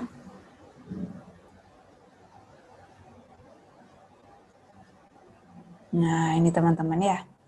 Jadi, orang tua dengan peran ganda itu luar biasa tugasnya ya. Luar biasa, tantangannya juga besar gitu ya. Maka hal yang pertama adalah menyesuaikan dulu ekspektasi ya. Jadi apa yang dibayangkan tentang peran ganda? Ada orang-orang yang pengen semuanya itu perfect. Aku pengen excellent di pekerjaanku, tapi aku pulang rumah juga kepengen menjadi ibu yang hebat misalnya. Tetapi ketika ekspektasi kita terlalu tinggi, kitanya sendiri juga akan capek gitu ya mikirin ekspektasi itu. Atau mungkin aku pengen anak-anakku selalu makan sehat setiap hari, sedangkan kita nggak punya waktu buat masak. Gitu kan, karena kita harus bekerja. Nah, maka ekspektasi ini disesuaikan dulu, di-adjust gitu loh. Oke, aku sadar perananku sebagai seorang ibu dan juga sebagai seorang pekerja, aku nggak punya banyak waktu. Oleh karena itu, hari ini mungkin aku cuma masakin satu jenis masakan buat anak aku. Mungkin hari ini aku nggak bisa nemenin dia main sepanjang waktu, tapi nanti malam aku tebus gitu kan. Aku tebus dengan main sama dia full selama 1 jam. Jadi hal-hal seperti ini perlu untuk ditelusuri gitu ya, apa yang masih bisa kita lakukan supaya ekspektasinya baik. Kalau ekspektasinya sesuai dengan realita, kita akan menjadi semakin sehat mental ya. Lalu yang kedua, tahu batasan diri dan kapan bilang tidak. Sebagai orang tua yang bekerja, tentu tantangannya adalah terkadang itu di pekerjaan, bos kita tuh kan weekend-weekend kita dikasih tugas gitu ya. Minggu-minggu ditelepon, suruh handle pekerjaan. Namun yang namanya kita punya family, maka kita kan punya prioritas juga, yaitu keluarga. Perlu tahu batasan diri dan kapan bilang tidak. Kapan kita harus menolak pekerjaan dari atasan. Loh kalau dipecat gimana? Ya balik lagi apa yang menjadi prioritas kita. Kalau misalkan itu bisa dinegosiasikan dengan atasan itu akan lebih baik gitu ya. Pak, saya untuk hari Sabtu ini saya perlu antar anak saya ke dokter. Jadi saya nggak bisa kerja. Boleh nggak jam kerjanya saya gantikan minggu depan misalnya. Jadi saling mengakomodasi. Yang ketiga, memodifikasi lingkungan. Memodifikasi lingkungan itu artinya kita mengondisikan agar lingkungan sekitar anak itu juga membantu kita dalam mengasuh anak. Misalnya, kalau anak lagi Zoom, kita bisa, kalau gurunya berkenan gitu ya, kita bisa ikutan login di Zoom, atau kita bisa memakai desktop control untuk kita ngerti apa yang dilakukan anak. Dengan begitu, kita nggak menjadi stres mikirin, aduh ini anak gimana Zoom-nya di rumah, tapi kita sendiri bisa mengawasi gitu ya. Lalu yang keempat adalah merelakan keinginan akan kontrol dan perfeksionisme. Kadang kita terlalu pengen mengontrol semuanya jadi perfect sehingga kitanya sendiri stres, kaku banget ya kalau ada sesuatu yang nggak sesuai harapan, pokoknya nggak mau, pokoknya aku mau jadi kayak gini gitu kan. Nah itu juga membuat kita stres sendiri. Tapi coba kita relakan gitu ya. Misalkan, aduh hari ini anakku makan nugget sama Indomie. Ya udah, orang dia kenyang, orang besok kita bisa masakin yang lain gitu ya. Udah nggak apa-apa. Aduh hari ini kerjaanku nggak selesai. Kalau misalnya itu bukan pekerjaan yang urgent kan besok juga bisa diselesaikan. Artinya tanggung jawab kita hari ini kita upayakan dengan baik, tetapi ketika ada hal-hal yang tidak bisa dikontrol dan hal-hal yang tidak bisa sempurna, ya sudah gitu ya. Belajar untuk menerima. Dan terakhir adalah berkolaborasi dengan keluarga dan komunitas. Terkadang kita menjadi burnout karena kita susah minta tolong. Suamiku memang nggak bisa, Miss. Kalau misalnya harus nyebokin anak, makanya semua aku. Banyak nih ibu-ibu ngomel gitu kan. Nggak bisa papanya anak-anak itu, nggak bisa care sama anak-anak. Tapi begitu ditanya, emang ibu seberapa sering ngasihkan anak-anak ke papanya? Ya jarang, Miss, orang nggak bisa. Nah, nggak bisa ini kalau nggak dikasih ya apa terus bisa? Apa terus ibunya bahagia? Kan nggak juga. Maka perlu ada pembagian tugas antara ayah dan ibu, dan juga melibatkan keluarga besar lain nggak apa-apa, mertua, atau mungkin tetangga, atau mungkin ipar, selama kita bisa mengupayakan anak kita terasuh dengan baik, selama kita menjalani peran yang berbeda-beda. Begitu, Osi. Oke, Kak. Kita langsung ke pertanyaan selanjutnya. Oke. Jadi pertanyaan selanjutnya dari Kak Diah. Pertanyaannya adalah, kalau untuk coaching emosi anak level perguruan tinggi yang notabene egonya tinggi, bagaimana ya Kak Elizabeth? Maksudnya anaknya sudah usia perguruan tinggi kah? Ya.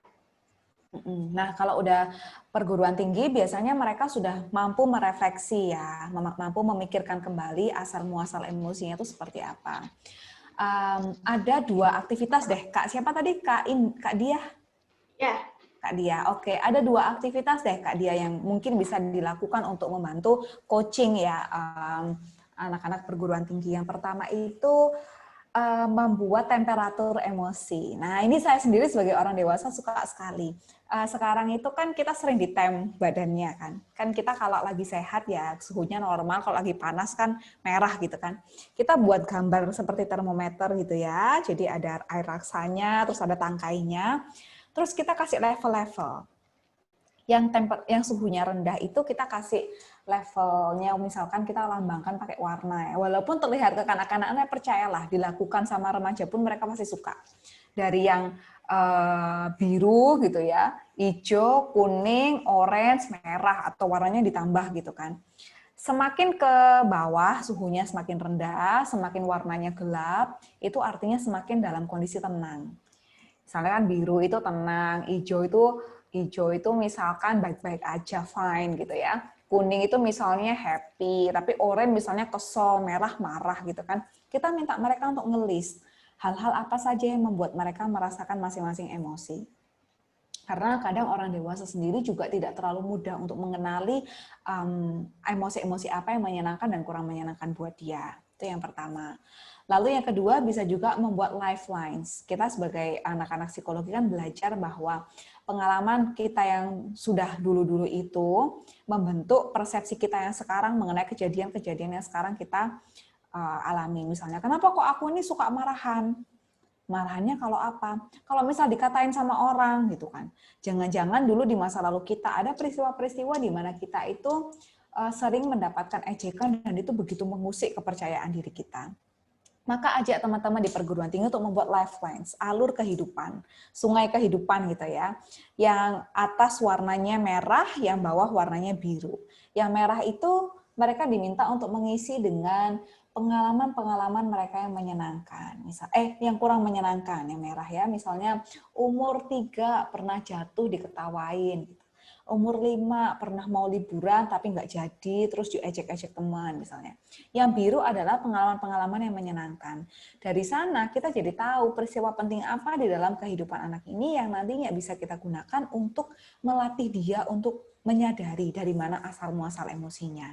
Ini biasanya alat-alat konseling yang saya pakai sih sama klien-klien yang sudah mulai bisa diajak berefleksi. Oke. Terima kasih Kak Elizabeth. Nah, untuk pertanyaan selanjutnya, saya gabung ya dari pertanyaan Kak Nirma dan Kak Dila. Jadi pertanyaannya itu, bagaimana sih caranya kita mengatasi adik yang mengerjakan tugas sambil emosi, tetapi ketika ditanya justru diam aja. Dan bagaimana sih caranya kita bisa membantu adik kita untuk mengerti emosinya mereka, sedangkan orang tua sendiri sebenarnya tidak terlalu mendukung untuk mengerti emosi anak tersebut. Oke, Gitu. Oke, ini tugas kakak gitu berarti ya. Ya. Kakaknya punya tugas menjadi perpanjangan tangan orang tuanya gitu ya. Nah ini juga Kak Amir nih kayaknya baru tanya juga tentang adik gitu ya. Oke, jadi begini. Yang tadi prinsipnya sama, connect dan redirect. Tetapi kalau usia adiknya udah besar kan nggak mungkin kita datangin terus bilang, iya dek, kamu merasa marah, ya itu kan malah aneh gitu ya. Tetapi kita bisa melakukan connect-nya itu dengan misalnya ngasih dia minuman dulu. Dia lagi kosong-kosong nih ya, marah-marah, udah kita buatin aja susu panas atau susu dingin, es Milo. Nah siapa sih yang nggak suka es Milo gitu kan? Kita buatin es Milo gitu kan, kita taruh di mejanya dia gitu kan. Terus kita temenin sebentar di sebelahnya, nih dek minum dulu gitu kan. Habis dia minum, kita baru mulai ngomong, banyak ya dek tugasmu. Nah itu aja pasti udah bocor. Iya ini banyak banget, guruku nggak ngerti aku gini-gini. Nah setelah dia bocor seperti itu, baru nanti kita ajak bicara gitu ya. Tetapi kita berusaha connect dulu. Connect itu dengan melakukan hal-hal yang sepertinya bisa membuka ruang emosinya dia. Bikinin susu kek, kasih dia snack kek gitu ya. Lalu dari sana interaksinya sudah mulai bisa cair, baru kita masuk. Setelah dia cerita panjang lebar, dengerin dulu aja. Dengerin dulu, tampung semua keluhannya. Baru setelah itu kita ajak dia untuk redirect. Dek, kamu tuh kalau misal nanti kerja, coba pikirkan. Tugasmu kira-kira tambah banyak apa tambah sedikit? Gitu kan. Jadi kita ajak berpikir rasional, nanti dia akan lebih mudah untuk diarahkan. Tapi yang pertama, connect dulu. Kak Elizabeth, menyambung pertanyaan dari Kak Amir ini, kan kita harus connect dulu tuh sama anaknya. Jadi gimana sih Kak Elizabeth biar kita bisa membantu adik-adik kita agar tidak kecanduan gadget gitu? Oke. Kecanduan gadget ini tergantung usianya. Kalau udah dewasa, maka agak sedikit sulit ya, karena dewasa itu biasanya sudah punya kemauannya sendiri. Tapi kalau anak-anak ini masih bisa diarahkan gitu ya. Tapi pada prinsipnya, untuk mengatasi kecanduan gadget ini, kita perlu mencarikan aktivitas pengganti yang juga sama menyenangkannya dengan gadget. Misalnya apa? Kalau anak-anak mereka kecanduan gadget, kita bisa perkenalkan mereka sepedaan, aktivitas fisik gitu ya. Sepedaan lah, menggambar lah, main sama temen lah, pretend play gitu ya, main pura-pura, anak-anak sangat suka. Kalau sudah dewasa seperti apa? Perlu ada aktivitas pengganti juga, pada prinsipnya seperti itu ya. Jadi misalnya aktivitas penggantinya adalah main bola gitu ya. Tapi ini disesuaikan sama kondisi daerah masing-masing ya. Atau homework out. Ayo dek kita punya project gitu, punya project untuk bikin apa namanya badan kita jadi lebih bagus, berotot gitu ya, dimotivasi untuk workout misalnya seperti itu. Jadi hal-hal yang memicu hormon-hormon dopamin sehingga tidak ada gadget pun masih bisa happy gitu ya, entah bermain, entah berolahraga, membuat project. Kalau project berhasil kan meningkatkan rasa percaya diri dan ketagihan gitu. Jadi ada aktivitas penggantinya, itu yang paling penting. Dan selain itu juga mungkin kalau memang gadget itu sangat mengasyikkan, kita bisa menggunakan gadget untuk membantu adik kita mencari aktivitas yang lebih produktif. Jadi daripada gadgetnya cuma untuk nge-game, misalnya kita ajak dia bikin channel YouTube tentang masak. Jadi tiap hari kan dia nggak cuman main gadgetnya doang, tapi juga ada skill masak yang dia pelajari. Atau gamingnya dimasukkan ke YouTube gitu kan, atau dia belajar coding, sekarang juga udah ada beberapa pelajaran coding gitu ya. Jadi kita arahkan anak-anak untuk menggunakan gadget demi produktivitasnya dia, itu juga bisa. Oke, kasih Kak Elizabeth. Nah, Oke. selanjutnya nih, ada dari Kak Nur Inarah. Saya ini kebetulan adalah guru BK baru di pesantren yang baru saja bergabung bulan Juli 2020. Bagaimana ya strategi yang baik agar building rapport dengan anak-anak yang belum saya ketemu sekalipun? Terima kasih. Oke, ini kan berarti guru BK-nya juga melayani lewat online ya sekarang ya. Mestinya Iya. sih begitu ya. Maka ada beberapa tools sih yang bisa digunakan, misalkan Kahoot gitu ya. main dulu sama anak-anak. Ada tuh aplikasinya Kak Nur ya yang baru tanya ya, Kak Nur Inayah. Itu ada Kak Nur Inarah, ada pakai aplikasi Kahoot main game dulu online sama anak-anak. Atau bisa pakai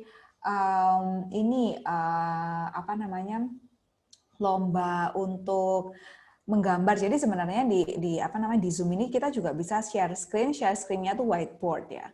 Whiteboard ini gitu ya. Nah, saya share. Nah, gitu kan nanti misalkan Miss mau main tebak gambar ya, kayak kita main gartik gitu lah teman-teman ya. Kita main gartik misalkan kita gambar piring terus gambar apa gitu. Nah, ini apa coba ditebak. Nah, ini juga bisa kita gunakan. Jadi fitur-fitur di dalam aplikasi kita itu bisa kita gunakan untuk berinteraksi dengan mereka. Pakai Kahoot, pakai itu tadi, pakai Google Classroom juga bisa, atau kita main bingo. Saya pernah ngajak klien saya yang online juga main bingo. Jadi saya bikinin kotak gitu 5x5, ayo kita main bingo gitu kan.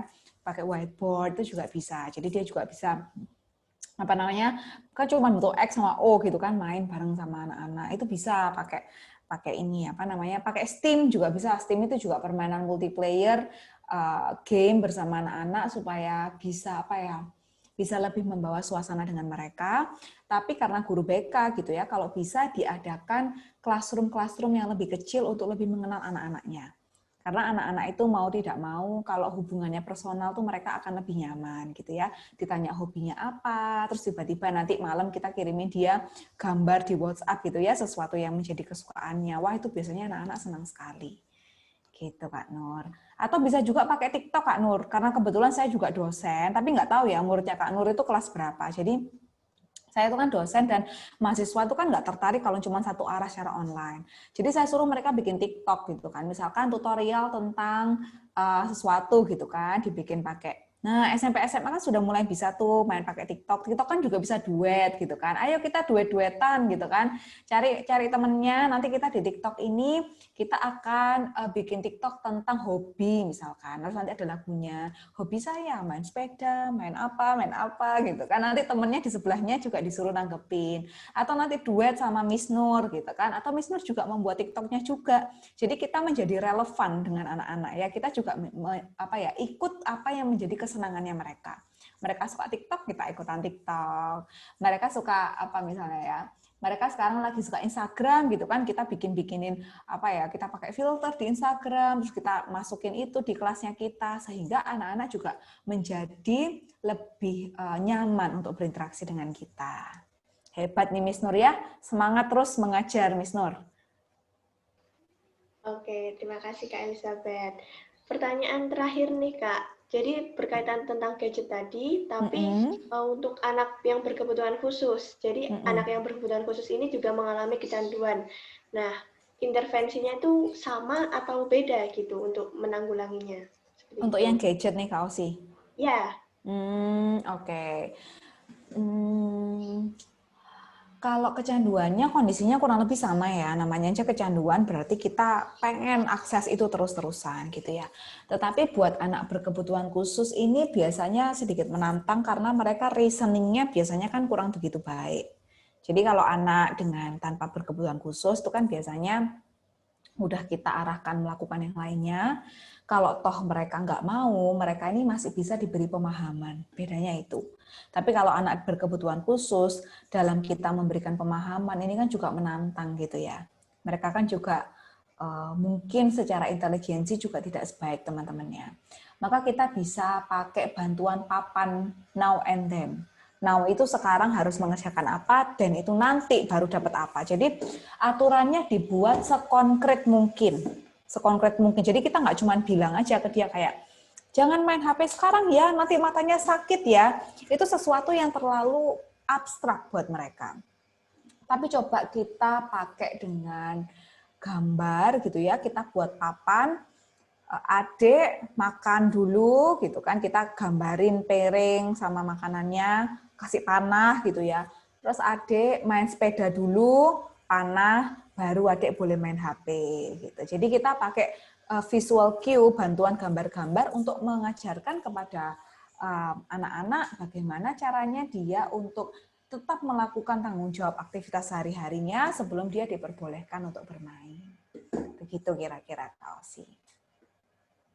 Oke, terima kasih banyak Kak Elizabeth. Nah, kita sekarang udah ada di penghujung acara nih teman-teman. Nah, terima kasih kepada Kak Elizabeth yang udah mau mengisi acara Ruang Baca Dolphin ini dengan sangat keren sekali. Dan terima kasih juga buat teman-teman yang sangat berantusias dalam mengikuti webinar ini.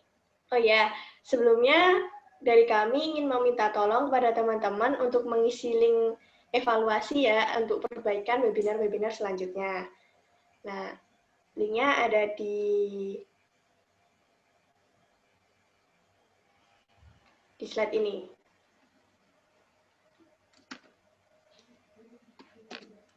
Ini. Teman-teman juga bisa klik di chat room. Aduh, salah nih, sebentar.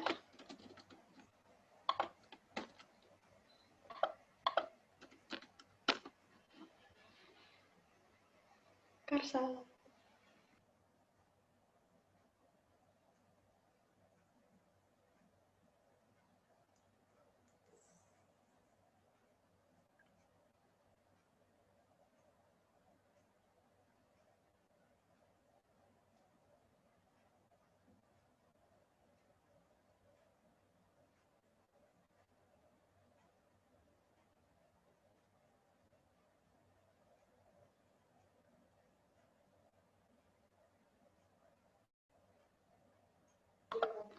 Itu ya Kak, saya kirim yang paling terakhir linknya. Mohon maaf. Nah, silahkan teman-teman bisa diisi evaluasinya. Nah, sambil menunggu, kita sambil berdoa dulu untuk menutup webinar pada sore hari ini. Dan nanti setelah berdoa, teman-teman diharapkan jangan keluar ruang webinar ini dulu ya, karena akan ada sesi foto bersama. Silahkan teman-teman untuk persiapan menyalakan kameranya masing-masing.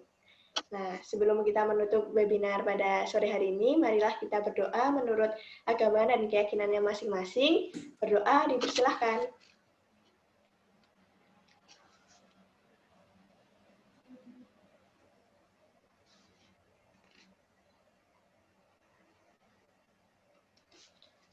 Amin. Terima kasih teman-teman. Nah, silahkan teman-teman menyalakan kameranya masing-masing. Nanti akan difoto oleh Kak Karina. Silahkan Kak Karina. Baik teman-teman, ini fotonya 2 kali ya teman-teman. Akan saya beri aba-aba. Teman-teman silahkan menyalakan kamera terlebih dahulu.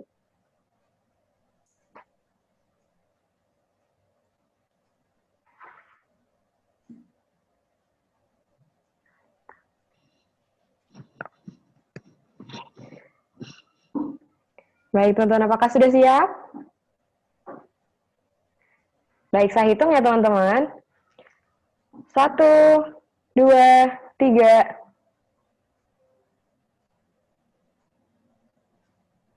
Baik, boleh berganti gaya.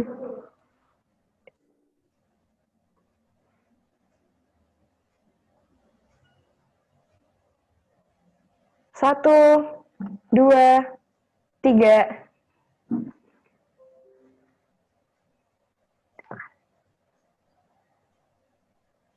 Sudah teman-teman. Terima kasih. Oke, terima kasih Kak Karina.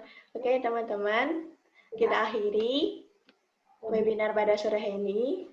Terima kasih teman-teman yang sudah datang, sudah hadir pada webinar kali ini. Semoga kita bisa berjumpa di lain waktu dan di lain kesempatan. Terima kasih. Assalamualaikum warahmatullahi wabarakatuh. Selamat sore. Terima kasih semuanya. Sehat-sehat ya. Dadah semuanya. Oke. Terima kasih semuanya. Terima kasih Kak Elizabeth. Sama-sama.